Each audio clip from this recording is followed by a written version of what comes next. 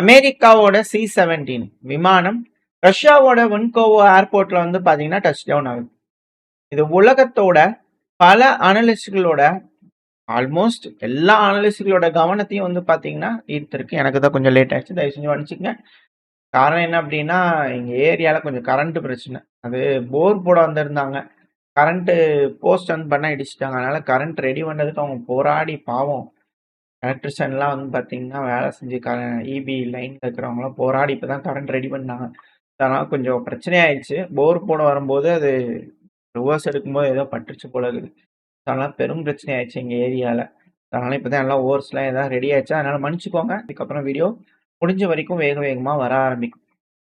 அது கூடவே CMA Chennai Spartan அவர்கள் வந்து பார்த்தீங்கன்னா, நம்ம சேனலுக்கு சூப்பர் தேங்க்ஸ் பண்ணதுக்கு ரொம்ப ரொம்ப நன்றி. அது கூடவே தொடர்ந்து நம்ம சேனலுக்கு மெம்பர்ஷிப் சப்போர்ட் பண்ணக்கூடிய ஒரு நபர்களுக்கும் ரொம்ப ரொம்ப நன்றி. தொடர்ச்சியா உங்களோட அன்பு ஆதரவு எனக்கு எப்ப இருக்கும்னு நம்பிக்கையில எந்த ஒரு டிலேயுமே இல்லாம செய்திகளுக்குள்ள போயிடலாம். ஸோ மெயினான செய்தி அப்படிங்கிறது வந்து பார்த்தீங்கன்னா, அமெரிக்காவோட C-17 ரக விமானம். இது ராணுவம் பயன்படுத்தக்கூடிய விமானம். ரஷ்யால என்ன பண்ணுது திடீர்னு போய், அதுவும் யார் அதுல இருக்கா அப்படிங்கிறது போல இருந்தது. அதுவும் சிஐஏ டைரக்டர். யாரு? அமெரிக்காவோட சிஐஏவோட டைரக்டர் வந்து பார்த்தீங்கன்னா ராட்க்ளிஃப் அவர்கள் போய் இறங்கியிருக்காரு. அங்க இறங்குனதுலேருந்து வண்டி போறதுலேருந்து அந்த டிப்ளமேட்டிக் லைசன்ஸ் இருக்கு இல்லையா? அமெரிக்காவோட டிப்ளமேட் ரஷ்யால. ஸோ அவங்களோட மோட்டார் கேடு வந்து பார்த்தீங்கன்னா எப்படி அப்படிங்கிறது போல இருந்தது. ஸோ எல்லாரும் என்னாச்சு என்னாச்சு அப்படின்னு அவங்களோட உட்காந்துட்டு இருப்பாங்க இல்லையா? ஸோ ரஷ்யா வந்து பார்த்தீங்கன்னா என்ன சொல்லியிருக்காங்களா? ரஷ்யாவோட ஸ்போக் பர்சன் பெஸ்கோ அவர்கள் என்ன சொல்லியிருக்கிறாருன்னா, சிஐஏயோட டைரக்டர் மாஸ்கோவுக்கு வந்தாரு. ராட்க்ளிஃப் அவர்கள் டைரக்டர். இது வந்து பார்த்தீங்கன்னா, இன்டெலிஜென்ஸ் ஏஜென்சிஸ்குள்ள இருக்கக்கூடிய இந்த கான்டாக்ட்ஸுங்க. இரு இன்டெலிஜென்ஸ் ஏஜென்சிஸ்குள்ள இருக்கக்கூடிய கான்டாக்ட். டைரக்டர் எஸ்விஆரோட டைரக்டர் ஷெர்கி நிஷ்கின் அவர்கள் வந்து பார்த்தீங்கன்னா பேசினாரு. அது கூடவே சில ரெப்ரசன்டேட்டிவ்ஸையும் பேசுவாரு. ரஷ்யன் லீடர்ஷிப்ல இருக்கக்கூடிய சில முக்கியமான தலைவர்களையும் வந்து பார்த்தீங்கன்னா பார்த்து பேசுவாங்க அப்படிங்கிறது போல பெஸ்கோ அவர்கள் சொல்லியிருக்கிறார். பார்த்து பேசியிருக்காரு. பேசிட்டு கிளம்பி போயிட்டாரு. பட் அந்த டைம்ல வரக்கூடிய விஷயங்கள் அவங்க கிட்ட சொல்லிட்டு இருக்கேன். புட்டின் அவர்கள்ட்ட பேசுவாங்களா? அப்படிங்கிற கேள்விகள். நெறைய காரணம் சொல்லலாம். ஏன்னா புட்டின் அவர்கள் வந்து பார்த்தீங்கன்னா, இதுக்கு முன்னாடி ஒரு சீக்ரெட் உளவு ஏஜென்ட்டா இருந்தவர் தான். பட் ஆனா இப்ப அவர் வந்து பார்த்தீங்கன்னா, அந்த நாட்டோட அதிபர். ஸோ அப்போ வந்து பார்த்தீங்கன்னா, இவர் உள்ள வராரு அப்படிங்கும்போது, இவர் டைரக்ட்டா போய் பேச முடியுமான்னா இல்ல. இது வந்து பார்த்தீங்கன்னா, அன்பிளான்டு. முன்னாடியே இது போல ஒரு ஈவென்ட் நடக்கும் அப்படிங்கிறது போல இல்ல. திடுதிப்புன்னு வந்தாங்க. உள்ள ரஷ்யாக்குள்ள பேசிட்டு, உள்ள வந்து இது போல பேசிட்டு, அதுக்கப்புறம் கிளம்பி போயிட்டாங்க. ஸோ இப்போ வந்து பார்த்தீங்கன்னா, உலகமே பரபரப்பா இருக்கு. Something might happen. அதாவது இந்த அனலிஸ்ட்லாம் வந்து பார்த்தீங்கன்னா, இந்த OSINT, இந்த பீஸா இந்த இதெல்லாம் வந்து பார்த்தீங்கன்னா, ஒரு லிஸ்ட் வச்சிருப்பாங்க. மீட்டர் மாரி வச்சிருப்பாங்க. ஸோ அந்த மீட்டர்ல வந்து பார்த்தீங்கன்னா, ஒண்ணும் நடக்கல. எல்லாம் அமைதியா தான் இருக்கு. அப்படிங்கிற அந்த கிரீன் பார்லேருந்து கிராஸ் ஆகி அப்படியே எல்லோ பாருக்கு மேல வருது அப்படிங்கிறது போல வியப்பை அப்படியே இந்த புருவம் உயர்ந்தது அப்படின்னு கூட சொல்லுவாங்க இல்லையா? ஸோ அதுபோல வந்து பார்த்தீங்கன்னா விஷயங்கள். ஏதோ நடக்க இருக்கு அப்படிங்கிறது போல, ஏதோ நடக்குது அப்படிங்கிறது போல வந்து பார்த்தீங்கன்னா டைட்டில்ல பார்க்க முடியும். இந்த மேற்கு நாடுகள்ல இருக்கக்கூடியவங்க இது போல வித்தியாசமா வெப்சைட்ஸ் வச்சிருப்பாங்க. ஸோ அதுல டூம்ஸ்டே கிளாக் அப்படிங்கிறது போல வந்து பார்த்தா நிறைய ஓடிட்டு இருக்கு. அது என்னைக்கு ஆன் ஆகுதோ அன்னைக்கு வந்து அவ்வளவுதான் பிரச்சனை அப்படிங்கிறது போலாம் பேசிட்டு இருக்கிறாங்க. அது போல எதுவும் ஆரம்பிச்சாதீங்கப்பா அப்படிங்கிற போல இருக்கு. பட் இருந்தாலும் இதுக்கு பின்னாடி இருக்கக்கூடிய பல விஷயங்கள், இந்த செய்திகள்லாம் நார்மலா எல்லாரும் பேசுறதுதான். இப்ப நம்ம சேனலுக்கு வந்திருக்கீங்க, இந்த பதிவு ஓபன் பண்ணிருக்கீங்க. அப்படியே பேசுவாங்க இல்லையா? அனலிஸ்ட்லாம் என்ன பேசுறாங்க, என்ன மறைமுகமா பேசிக்கிறாங்க அப்படிங்கிற விஷயம்லாம் தெரிஞ்சுக்கதானே நம்ம சேனலுக்கு வரீங்க. சேனல்ல. பட் ஏதோ அதுக்குன்னு வதந்தி மட்டுமே பரப்புற சேனல் இல்ல. வதந்திகள் பரப்புறாங்க இல்லையா? அத பத்தி தெரிஞ்சுக்கணும் இல்லையா? அப்புறம் மிக முக்கியமான விஷயங்கள்லாம் தெரிஞ்சுக்கணுமா இல்லையா? ஸோ அது போல வந்து பார்த்தீங்கன்னா, இந்த ராட்க்ளிஃப் அவர்கள் எதுக்கு இந்த அளவுக்கு பில்டப்யா அப்படிங்கல இருக்கு இல்லையா? அந்த அளவுக்கு உலகமே பில்டப் ஏத்தி வச்சிருந்தாங்க. அதாவது பெஸ்கார்லாம் ஒண்ணும் இல்லைங்க, இன்டெலிஜென்ஸ் பேசிக்கிட்டாங்க போங்க அப்படிங்கிறது போல கிளப்பி விட்டார். ஆனாலும் மீடியாக்கள் சும்மா இருப்பாங்களா? அதுவும் குறிப்பா மேற்கு மீடியாக்கள், அதுவும் அமெரிக்கால இருக்கக்கூடிய குட்டிச்சவரு சும்மா இருக்குமா? இல்ல. ஒரு போஸ்டர் போட்டிருக்காங்க. அதாவது சிஐஏ ராட்க்ளிஃப் அவர் ஹெட் இருக்கிறார் இல்லையா? அவரு சர்ப்ரைஸான விசிட்டுக்கு போயிருக்காரு. எதுக்கு தெரியுமா போயிருக்காரு? புட்டின் அவர்களை கன்வின்ஸ் பண்றதுக்காக. எதுக்கு இவங்க போய் புட்டின் அவர்களை கன்வின்ஸ் பண்ணணும்? பேசவே இல்லை அப்படின்ட்டாங்க. எதுக்கு ராட்க்ளிஃப் அவர்கள் புட்டின் அவர்கிட்ட போய் கன்வின்ஸ் பண்ணணும்? இவரு ஒரு இன்டெலிஜென்ஸ் ஏஜென்சி. அதாவது நார்மலா வந்து பாத்தீங்கன்னா, யார் யாரோட பேசுவாங்க அப்படிங்கிறது இருக்கு. இப்போ டிப்ளமேட்ஸ் அப்படிங்கிறது வேற. அவங்க வந்து பாத்தீங்கன்னா, வாழைப்பழத்துல ஊசி ஏத்துற மாரி பேசக்கூடிய நபர்கள். அதாவது அப்படின்ட்டு சொல்லலைங்க. என்னோட புரிதலின் அடிப்படையில அவங்க பேசுறதே வந்து பாத்தீங்கன்னா, சிரிச்சுட்டே பேசுறாங்க. அப்படியே ஸ்வைங்ன்னு உள்ள ஏத்துன மாரி இருக்கும். வலிக்கும். அப்படிங்கிறது போல வலிக்கும். ஆனா வந்து பார்த்தீங்கன்னா, ஒண்ணுமே பண்ண முடியாது. அந்த மாரி பேசுவாங்க. அது நாட்டுக்கு வந்து பார்த்தீங்கன்னா, நெகோஷியேட் பண்ணதுக்காக பேச்சுவார்த்தைகள்ல வந்து பார்த்தீங்கன்னா இருக்கும். அவங்களுக்கும் வலு சேர்த்தணும். சும்மா நம்ம டிப்ளமேட் வாய் வாய் ஜகஜால கில்லாடி வாயில என்ன வேணா பேசிருவாரு அப்படிங்கிறது மட்டும் ஒரு ஆள் அனுப்பிற முடியுமா? இல்ல. அவருக்கு பேசுறாரு அப்படின்னா, இப்படி வேணுங்கன்னு கேட்கிறாருன்னா, அது நோ சொல்ல முடியாத மாரியான ஒரு பவர் வந்து பின்னாடி இருக்கக்கூடிய அடுத்தடுத்த லேயர்ல இருக்கக்கூடிய நபர்கள் செய்யணும். அதுபோல டிப்ளமேட்ஸ் வந்து டிப்ளமேட்ஸோட பேசுவாங்க. தலைவர்கள் தலைவர்களோட பேசுவாங்க. தலைவர்கள மீட் பண்றதுக்குன்னு சில பெர்சன்ஸ் இருப்பாங்க. அதுபோல தான் இருக்கும். இவங்க உடனே புட்டின் அவர்கள போட்டு ராட்க்ளிஃப் அவர் பேச போறாருன்னா, எல்லாம் சிரிக்கத்தான் செய்வாங்க. பட் இருந்தாலும் பரவால்ல. இது போல ஒரு பிரபலமான ஒரு மீடியா, ரொம்ப ஹை எதிர்பார்ப்பு இருக்கக்கூடிய ஒரு மீடியா இது போல எழுதியிருக்காங்க. பரவால்ல. சரி எதுக்கு கன்வின்ஸ் பண்ண போறாரு அப்டின்னா, உக்ரைனுக்கு எகெயின்ஸ்டா உங்க நாட்ல மொபைலைஸ் பண்ணிறாதீங்க. புட்டின் அவர்களே வேண்டாம். பிரச்சனை ஆயிரும். அப்டிங்களா கன்வின்ஸ் பண்றதுக்காக போயிருக்காங்க. இத நேட்டோவோட இன்டெலிஜென்ஸ் வந்து பார்த்தீங்கன்னா, சிக்னல் குடுக்குறாங்க. நேட்டோவோட இன்டெலிஜென்ஸ் தான் எங்களுக்கு தெரியுமே. அப்டின்னு பல அனலிஸ்ட்டோட கருத்துக்கள் நம்ம சேனல்ல பார்த்துருப்போம். அவங்க எந்த அளவுக்கு இன்டெலிஜென்ட்டா இருக்கிறாங்கன்னு. அதுல எந்த ஒரு மாற்று கருத்து இல்ல. ஸோ வந்து பார்த்தீங்கன்னா, ரஷ்யா வந்து பார்த்தீங்கன்னா, அ டெஸ்ட் பண்ண பார்க்குறாங்க. நேட்டோவோட அந்த உறுதித்தன்மை, ஈரோப்போட உறுதித்தன்மை, உக்ரைனுக்கு எந்த அளவுக்கு இருக்குன்றத ரஷ்யா மாஸ் மொபைலைசேஷன் அதாவது இப்போ உக்ரைன்ல வந்து பார்த்தீங்கன்னா, மொபைலைசேஷன் லா இருக்கு. ரஷ்யால இருக்கான்னு கேட்டீங்கன்னா, இல்ல. இப்ப ரஷ்யால மொபைலைசேஷன் லா பண்றாங்க அப்படின்னா, கட்டாய ராணுவம். எல்லா ஆண்களும் வா, அந்த ஆர்மில சேரு, போ முன்களத்துக்கு அப்படிங்கிறது போல ஒரு விஷயம். அதாவது இது எப்படின்னா, இதுதான் வாழைப்பழத்துல ஊசி ஏத்துற மாரி. அதாவது ஆள் பற்றாக்குறை இருக்கு. அதனால மொபைலைசேஷன் லா பண்றாங்க. மொபைலைசேஷன் லா பண்றாங்கன்னா, அங்க நெறைய பேர் இறந்துட்டாங்கன்னு அர்த்தம். இது போல உள்குத்து நெறைய இருக்கு. இது உண்மையான்னு கேட்டீங்கன்னா தெரியாது யாருக்குமே. பட் ஆனா இது போல ஒரு மீடியா எழுதியிருக்காங்க. இது போல பேசிக்கிட்டு இருக்காங்க. பிரபலமான மீடியா எழுதியிருக்கிறாங்க. இதுக்கு பின்னாடி இருக்கக்கூடிய அர்த்தங்கள், இந்த செய்திக்கு பின்னாடி இருக்கிற அர்த்தங்கள் நான் உங்களுக்கு சொல்ல வரேன். அதனால மாஸ் மொபிலைசேஷன் பண்றாங்க. அப்படி பண்ண என்ன பிரச்சனை ஆகும்னா, ஒரு பெரும் யுத்தத்துக்காக ரஷ்யா தயாரா இருக்கிறாங்கன்னு அர்த்தம். அத கன்வின்ஸ் பண்ணதுக்காக புட்டின் அவர்கள்ட்ட போய் பேசுறாரு ராட்க்ளிஃப் அவர்கள் அப்படின்னு. இதுக்கெல்லாம் முதல்ல போய் பேச மாட்டாங்க ஃபர்ஸ்ட். பட் இருந்தாலும் பரவாயில்ல. இதுக்கான காரணங்கள் இருக்கு. இவங்க இது போல எழுதுறாங்கன்னா அதுக்கான காரணங்களும் இருக்கு. அதுவும் பார்ப்போம். இதே வந்து பண்ண இன்னொரு மீடியாக்கள்லாம் வந்துட்டாங்க. எப்போ வந்துட்டாங்க அப்படின்னா, ராட்க்ளிஃப் அவர்கள் வாஷிங்டன், அதாவது Washington in the sense all India அரசாங்கத்தை மென்ஷன் பண்றதுக்காக மென்ஷன் பண்ணுவாங்க. அமெரிக்காவோட கேபிட்டல் வாஷிங்டன் டிசி. அதாவது வாஷிங்டன் ட்ரம்ப் அவர்களோட தலைமையிலான அரசாங்கம் எக்கனாமிக் அவுட்காஸ்ட் அப்படிங்கிற ஒரு ஆபரேஷன் என்ன சொல்றது, அது ஹாலிவுட் படம் எடுக்கிற மாதிரி வைக்கிறாங்க. பேர்லாம் நல்லா தான் இருக்குது, அவங்க செயலும் கொஞ்சம் இதா தான் இருக்குது. ஆனா பயன்தான் இல்லையே, பாக்ஸ் ஆபீஸ் தான் கலெக்ட் ஆக மாட்டேது. மற்றபடி நல்ல பிரம்மாண்டமான படம் எடுக்கிறாங்க, வரவேற்பு இல்லை, கரெக்டா ஆகல அப்படிங்கிறது போல வச்சுக்கலாம். ராட்க்ளிஃப் அவர்கள் வந்து பாத்தீங்கன்னா எந்த டைம்ல ரஷ்யாவுக்கு போறாரு, அமெரிக்கா எக்கனாமிக் அவுட்காஸ்ட்ன்ற ஆபரேஷனை ஆரம்பிச்சதுக்கு அப்புறம் போறாரு. யாருக்கு எகெயின்ஸ்ட்? ஈரானுக்கு எகெயின்ஸ்ட். ஏன் தெஹரான், அதாவது ஈரானோட ஆல் இண்டியா அரசாங்கத்தை மென்ஷன் பண்றதுக்காக கேபிட்டல் மென்ஷன் பண்ணுவாங்க. தெஹரான் ஈரானோட கேபிட்டல். தெஹ்ரான்னால அமெரிக்கா போடக்கூடிய சாங்ஷன்ல இருந்து தப்பிக்கிறதுக்கு ஆயில் வழியா, பேங்கிங் வழியா, ஆயுதங்கள் வழியா, இன்டெலிஜென்ஸ் கோஆபரேஷன், அதாவது உளவு தகவல்கள், ரெண்டாவது வந்து பாத்தீங்கன்னா சேட்டலைட் கம்யூனிகேஷன், இது போல இம்பார்ட்டன்டான டேட்டாஸ் இருக்குல்ல. ஸோ இது போல விஷயங்கள்லாம் பரிமாறுறதுக்கு ஈரானுக்கு ஒரு உதவி அப்படிங்கிறது ரஷ்யா கிட்ட இருந்து கிடைச்சிச்சுன்னா, இதுல இருந்து ஈஸியா வெளியே வந்துடுவாங்க.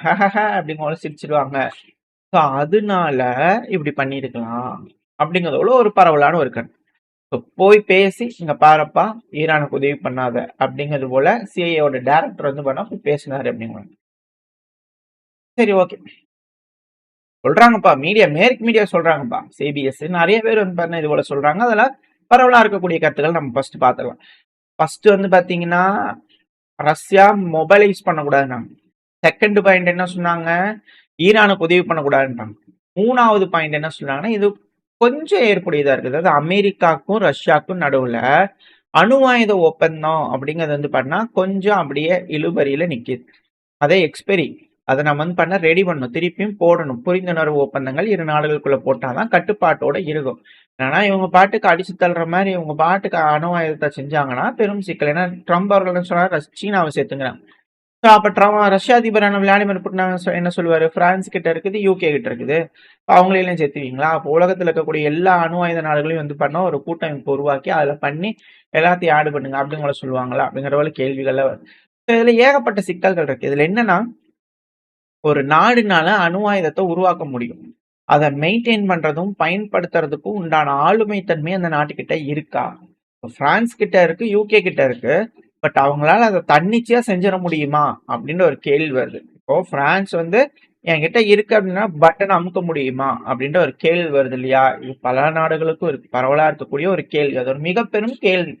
இருக்கு அப்படின்னு வச்சுக்கலாம், அவங்க பயன்படுத்த முடியுமா? அவங்க கிட்ட அந்த பட்டன் வேலை செய்யுமா அப்படின்ற கேள்விகள் இருக்கு. அதுக்கான காரணங்கள் பலதும் இருக்கு. அது ஒரு ஹார்ஷான ட்ரூத். அது நம்மளுக்கு தெரியாது. அதை நீங்க புரிஞ்சுக்குவீங்க அப்படின்னு நினைக்கிறேன். ஏன்னா புரிஞ்சுக்கிட்டீங்கன்னா கமெண்ட் செக்ஷன் சொல்லுங்க. ஏன்னா நம்ம சேனல் ஆல்ரெடி வந்து பாத்தீங்கன்னா ஆல் சைட் லாக்கிங், அதனால ஓரளவுக்கு தான் பேச முடியும். அதனால அடுத்த ஸ்டேட்மெண்ட்டுக்கு வந்துடலாம். ஸோ அதனால ரஷ்யாவுக்கும் அமெரிக்காவுக்கும் நடுவில் இருக்கக்கூடிய அந்த நியூக்ளியர் ஆர்ம்ஸ் ட்ரீட்டிக்குள்ள வந்து பாத்தீங்கன்னா மிக முக்கியமான விஷயங்களை பேசுறதுக்காக சிஐஏ ராட்க்ளிஃப் அவர்கள் ஹெட் வந்து வந்திருக்கிறாரு. ஏன்னா பெஸ்கோ அவர்கள் என்ன சொல்றாரு, உளவு ஏஜென்சிஸ் பேசிக்கிறாங்க அப்படிங்கிற சொல்றாங்க. இது போல ஒரு ஆப்ஷன் இருக்கலாம் அப்படிங்கிறது போல. இன்னும் சிலர் அன்அனௌன்ஸ்டு விசிட் 4 மணி நேரம் பேசியிருக்காங்க. ஆக்சுவலா அங்க யாரெல்லாம் பார்த்தாங்க, என்னெல்லாம் நடந்தது, அது மாதிரியான விஷயங்கள்லாம் வந்து பண்ணா பெருமளவுல ஷேர் பண்ணிக்கவே இல்லை. ஃபர்ஸ்ட் ஆஃப் ஆல் என்ன பேசினாங்கன்ற டீட்டெயில்ஸை கூட கொடுக்கல. பட் ஆனால் 4 மணி நேரம் அன்அனௌன்ஸ்டு விசிட் அப்படிங்கிறது போல கிளம்புது. எதுவும் நெருப்பு இல்லாம புகையாது இருக்கலாம்.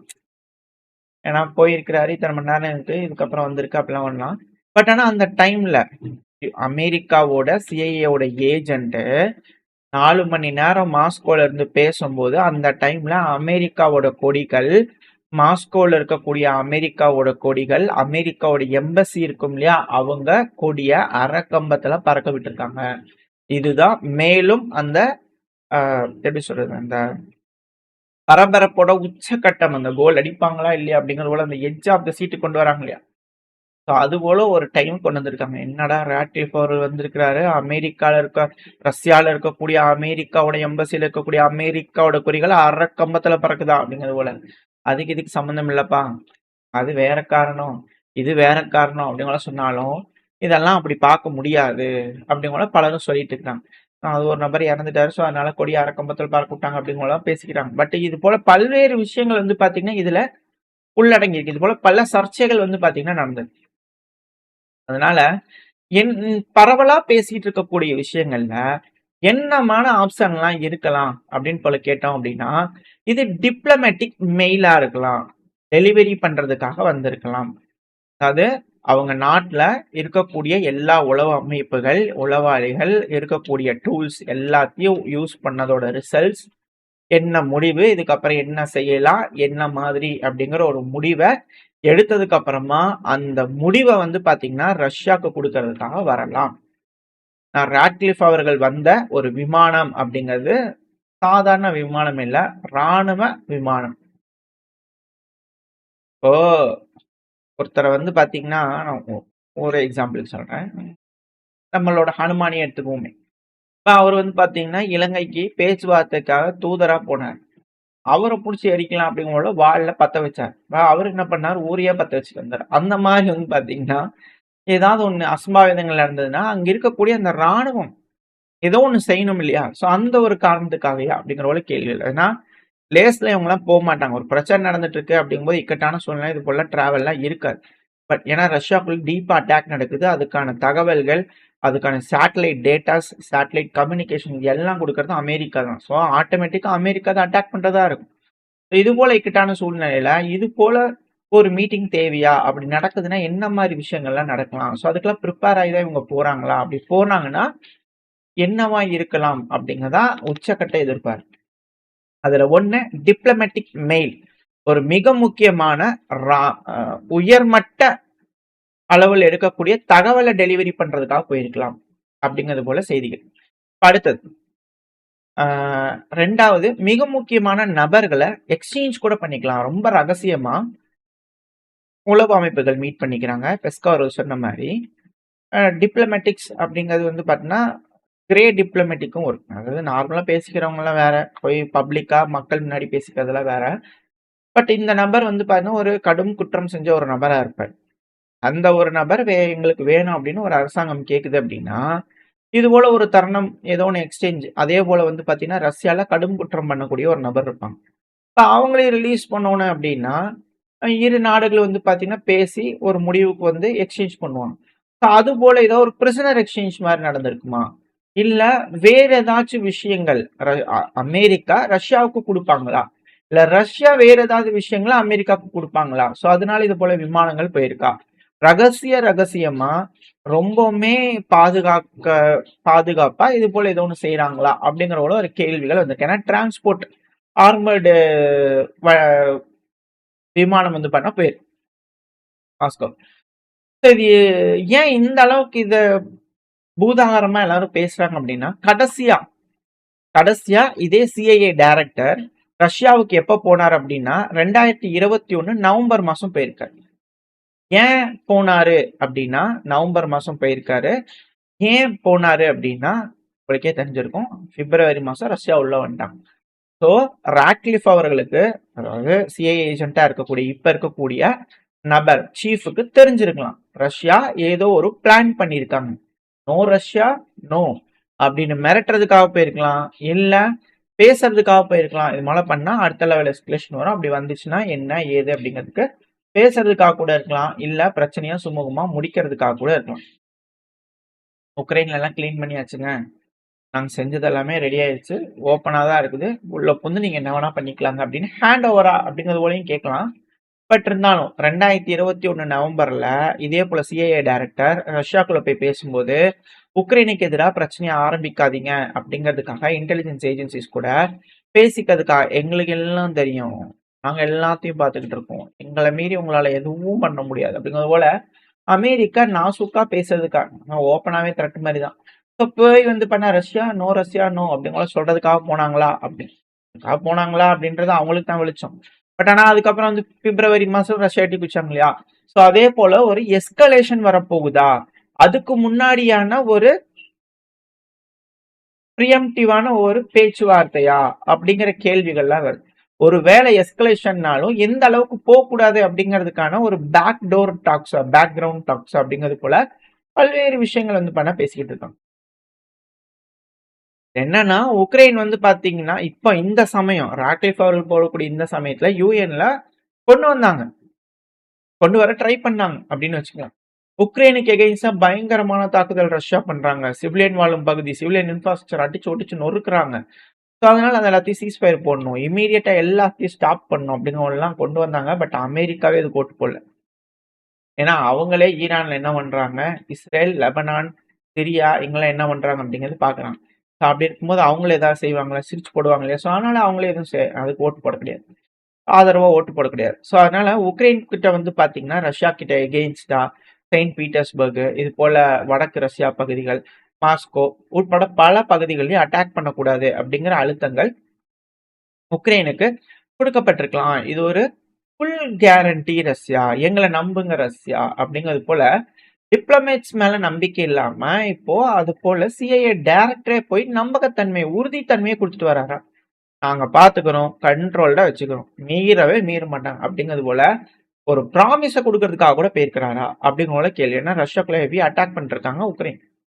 இது போல பல்வேறு விஷயங்கள் ஏதோ ஒண்ணு ரஷ்யாக்கும் அமெரிக்காவுக்கு நடுவுல ஒரு டீல் நடக்கிறதுக்கான ஒரு விஷயம் ட்ரை நடந்திருக்கு.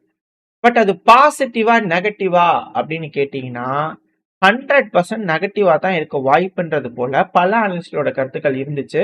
ரொம்ப நேரம் பேசல. 2வது வந்து பாத்தீங்கன்னா அது எதுவும் பாசிட்டிவ் சைன் மாதிரின்னு தெரியல. பேசிக்கிட்டாங்க கிளம்பிட்டாங்க அப்படிங்கும்போது இருக்கக்கூடிய அபிஷியல்ஸும் பெருசா அதை பத்தி எதுவும் பேசலனா எதுவுமே அங்க பெருசா இரு தரப்புலயும் வந்து பாத்தீங்கன்னா எதுவும் ஒத்து வர மாதிரி தெரியல. ஏன்னா இதுக்கு முன்னாடி லேப்ரா அவர்களும் லூபியோ அவர்களும் பேசிக்கிட்டாங்க. 1/2 மணி நேரம் தான். ஏக்கந்தால மூஞ்சி பார்த்துட்டு சரி வரல எந்திச்சு போலாமா அப்படிங்கிறது போல கேட்டு எந்திச்சு போற மாதிரி தான் இருந்திருக்கும். ஸோ அது மாதிரி சரி வரல பேச்சுவார்த்தைகள் வந்து சரி வரல அப்படின்னு சொல்றாங்க. அது மேலும் வலு சேர்க்கும் விதமா உக்ரைன் ராக்லிஃப் அவர்கள் கிளம்பினோடனே பயங்கரமான அட்டாக் ரஷ்யாவுக்கு. சரி இதுதான் அப்படின்னு கேட்டீங்கன்னா, அமெரிக்காவுக்கு மேலும் பல விஷயங்கள் தேவைப்பட்டிருக்கு. ரஷ்யாவுக்கு டிப்ளமேட்டிக்கலி ம் சொல்லலாம். அதை வேர்ட் யூஸ் பண்ணலாமா அப்படிங்கிறது எனக்கு தெரியல கரெக்ட்டா. பட் இருந்தாலும் இந்த வேர்ட் சொல்லும்போது உங்களுக்கு என்ன ஹிட் ஆகுது அப்படின்னு சொல்லுங்க. ஏன்னா எனக்கு தெரியல. கொஞ்சம் பார்த்து தானே பேசணும். அது ஒரு காரணத்துக்காக சொல்ல வரேன். 5 வருஷமா இல்லாத ஒரு விசிட். வேட்டிக்கன் அஃபிஷியல் வேட்டிக்கனோட ஃபாரின் மினிஸ்டர்ஸ்லாம் இருப்பாங்க. ஸோ அவங்க தரப்புல இருந்து 5 வருஷத்துல இல்லாம இப்ப ரஷ்யாவுக்கு போய் லாவ்ரோ அவர்கள வந்து பார்த்தீங்கன்னா பார்த்து பேசியிருக்கிறாங்க. இந்த போர் ரொம்ப இழப்புகள் ஏற்படுது. முடிவுக்கு கொண்டு வரலாமா அப்படிங்கிறது போல வேட்டிக்கன்ல இருந்து போயிருக்காங்க. இதெல்லாம் வச்சு பார்க்கும்போது என்ன தெரியுது அப்படிங்கிறது போல கேள்விகள் பல அனலிஸ்ட்கள் ராட்க்ளிஃப் அவர் போறாரு, வேட்டிக்கன்ல இருந்து போறாங்க. இந்த டைம்ல வந்து பாத்தீங்கன்னா ராட்க்ளிஃப் அவர்கள் கிளம்பி போனதுக்கு அப்புறம் பயங்கரமான அடி. ராட்க்ளிஃப் அவர்கள் கிளம்பிட்டார் மாஸ்கோல இருந்து அப்படிங்கிறது போல எல்லாம் எங்க போறாரு, எங்க வந்தாரா, லேண்ட் ஆச்சு, பண்ணியாச்சு, எங்க போயாச்சு, அப்படி போறாங்க, அப்படி வராங்க அப்படிங்கிறது போல கம்ப்ளீட்டா மானிட்டர்ல தான் இருந்துச்சு. கிளம்பினோடனே உக்ரைனோட ட்ரோன்ஸ் வந்து பாத்தீங்கன்னா அட்டாக் பண்ண ஆரம்பிச்சிருச்சு. அதுவும் வேர் ஹவுசஸ், ரிஃபைனரிஸ் எல்லா பக்கத்துலயும் வைல்டு பெரிஸ் மேல வைல்டா அடிச்சிருக்காங்க. டாம்போ பகுதிகளில் இமேஜ் லோடா இருக்கும். பயங்கரமான தாக்குதல். இது போல வந்து பார்த்தா அடுத்தது அமூர் பகுதியில வந்து பாத்தீங்கன்னா பயங்கரமான தாக்குதலுக்கு உட்பட்டிருக்கு ரஷ்யாவோட அமூர் பகுதி. ஆக்சுவலா இது என்ன சொல்றாங்கன்னா உக்ரைன்ல இருந்து தாக்குறதுக்கு வாய்ப்பே இல்லை. ஏன்னா இது 6000 கிலோமீட்டர் தொலைவில் இருக்கு. இந்த ஒரு ப்ராஜெக்ட் அப்படிங்கிறது வந்து பாத்தீங்கன்னா சீனாவும் ரஷ்யாவும் மட்டுமே இன்வெஸ்ட் பண்ணி பண்ணக்கூடிய ஒரு ப்ராஜெக்ட். மேபி லோக்கல் ஏதாச்சும் வந்து பாத்தீங்கன்னா நடந்திருக்கலாம். ஏன்னா இது ஸ்பைடர் வெப் 2.0 மாதிரி ஆயிருமா அப்படிங்கிற அச்சங்கள். ஏன்னா அந்த டைம்ல விமான ஏர் பேசஸ் மேல அட்டாக் பண்ணாங்க உக்ரைன் ட்ரோனை வச்சு. அதே போல ட்ரோன்களை அதிகமா ரஷ்யாக்குள்ள சேகரிச்சு இது போல ரிஃபைனரிஸ் மேல எல்லாம் பயங்கரமான தாக்குதல் பண்ணிட்டாங்க அப்படின்னா எப்படி பெரும் சேதமா இப்ப உயிரிழப்புகள் அதிகமா இருக்கும். ஆல்ரெடி இதுக்கே உயிரிழப்புகள் நடந்துட்டு இருக்கு அப்படிங்கிற செய்திகள் வருது. ஸோ இதெல்லாம் வந்து பாத்தீங்கன்னா ஒரு சைடு. ஸோ உக்ரைன் ஹெவியா அட்டாக் பண்ண ஆரம்பிக்கிறாங்க. டாம்பாவோ பகுதியில் வேர் ஹவுஸ், அமூர் பகுதியில் கேஸ் ஃபீல்டு. ஸோ இது போல தொடர்ச்சியா எஸ்கலேஷன் அப்படிங்கிறது வரதை வச்சு பார்க்கும்போது ராட்க்ளிஃப் அவர்களோட மீட்டிங் எதிர்பார்த்தபடி ஸ்மூத்தா நடக்கலையா அப்படின்ற கேள்விகளும் வருது. இதுக்கு அடுத்தடுத்து வரக்கூடிய செய்திகள் எஸ்கலேஷனை தான் திரும்ப திரும்ப வந்து பாத்தீங்கன்னா ஊர்ஜிதப்படுத்துது அப்படிங்கிற சொல்றாங்க. இதுக்கப்புறம் வர செய்திகள் அடுத்தது பேர்ல பார்க்க ஆரம்பிக்கலாம். டாக்ஸ் இருந்தது. இதுக்கப்புறம் ஸ்வீடன் ஒரு டெஸ்ட் பண்ணிக்கிறாங்க. அதை நம்ம அடுத்தது பயில பார்க்கலாம். இது எல்லாமே ரிலேட்டடான ஒரு செய்திகள் தான். காரணங்களும் இருக்கு. இப்போதைக்கு இந்த ராட்க்ளிஃப் அவர்களை வச்சு பார்க்கறதுனால நான் உங்களுக்கு சொல்ல வரேன். ஸோ இந்த ராட்க்ளிஃப் அவர்களோட மீட்டிங் நெகட்டிவா முடிஞ்சிருக்குமா, அதனாலதான் பயங்கரமான தாக்குதல் நடக்குதா அப்படின்ற கேள்விகள் அச்சங்கள் வர ஆரம்பிச்சு. எது எப்படியோ பல்வேறு விஷயங்கள் இந்த ராட்க்ளிஃப் அவர்களை பத்தி ரஷ்யாவுக்கு வந்ததை பத்தி வந்ததுல இருந்து போனது வரைக்கும் இருக்கக்கூடிய எல்லாத்தையும் வந்து பண்ண ஓரளவுக்கு இந்த தகவல்ல பாத்துருக்கோம். ஸோ இந்த பதிவு உங்களுக்கு பயனுள்ளதா இருந்துச்சுன்னா லைக் பண்ணிட்டு உங்க ஃப்ரெண்ட்ஸ் அண்ட் ஃபேமிலியோட ஷேர் பண்ணிக்கோங்க. அது கூட மறக்காம நம்ம சேனலை சப்ஸ்கிரைப் பண்ணலாம், மறக்காம சப்ஸ்கிரைப் பண்ணிக்கோங்க. உங்களோட கருத்துக்களையும் கமெண்ட் செக்ஷன் சொல்லுங்க. இவர் ஏன் வந்திருப்பாரு, எதுக்கு வந்திருப்பாருன்னு உங்களுக்கு ஒரு தனிப்பட்ட கருத்து இருக்குங்க. ஸோ அது என்ன கருத்து அப்படிங்கிறது கமெண்ட் செக்ஷன் சொன்னீங்கன்னா நம்மளும் வந்து பண்ண டிஸ்கஸ் பண்ணதுக்கு ஈஸியா இருக்கும். வேற ஒரு வியூல வந்து பாத்தீங்கன்னா இதை அணுகிறதுக்கு எல்லாத்துக்குமே ஒரு ஆப்ஷன் கிடைக்கிறதுக்கு வாய்ப்பு இருக்கு. ஸோ அதனால உங்களோட கருத்துக்களையும் வந்து பண்ண கமெண்ட் செக்ஷன்ல மறக்காம சொல்லுங்க. இந்த பதிவு நல்லா இருக்குன்ற நம்பிக்கையில் அடுத்த பதிவில் உங்களை சந்திக்கிறேன். Stay safe, by.